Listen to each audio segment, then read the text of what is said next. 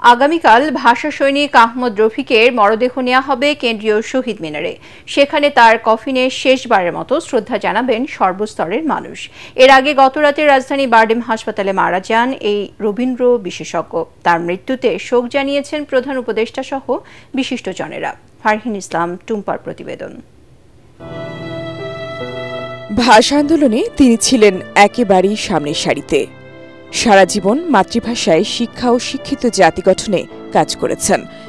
তার সুদীর্ঘ জীবন পুরোটাই ছিল দেশ ও মানুষের কল্যাণে নিবেদিত।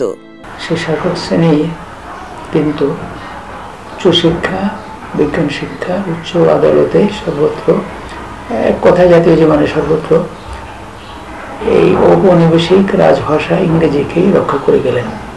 ভাষা আন্দোলনের প্রেরণা ধারণ করে যাতে তরুণ প্রজন্ম বেড়ে ওঠে সেই প্রত্যাশা লালন করতেন সবসময়। 25 ফেব্রুয়ারিতে বিকেলবেলা ঢাকার প্রশাসন 140 ধারা জারি করে, এই ভোটার গাড়িতে করে মাইকে ঘোষণা। সেটার তাৎক্ষণিক প্রতিবাদ হয়েছিল হলগুলোতে, আমাদের হোস্টেলেও, যে 140 ধারা মানি না।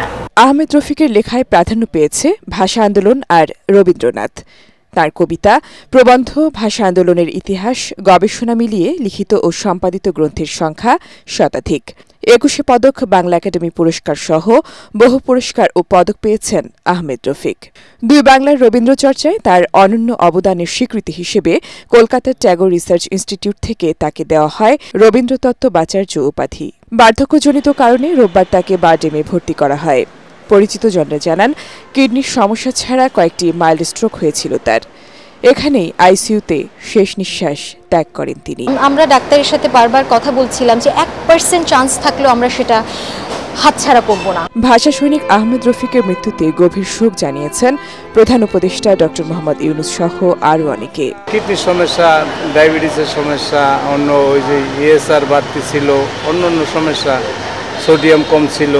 আহমেদ রফিকের জন্ম 1929 সালের 12 সেপ্টেম্বর ব্রাহ্মণবাড়িয়ায়। ব্যক্তিজীবনে নিঃসন্তান, আহমেদ রফিকের স্ত্রী মারা গেছেন 2006 সালে। উনি ওনার দেহ দান করে গেছেন বারডেম হাসপাতালকে আজকে থেকে প্রায় 10-12 বছর আগে। আহমেদ রফিক নেই, কিন্তু তার সারা জীবন জুড়ে হাজারো কর্মকাণ্ড আগামী প্রজন্মকে আলোকিত করবে, এমনটাই প্রত্যাশা সকলের। ফারহিন ইসলাম টুম্পা, এটিএন বাংলা।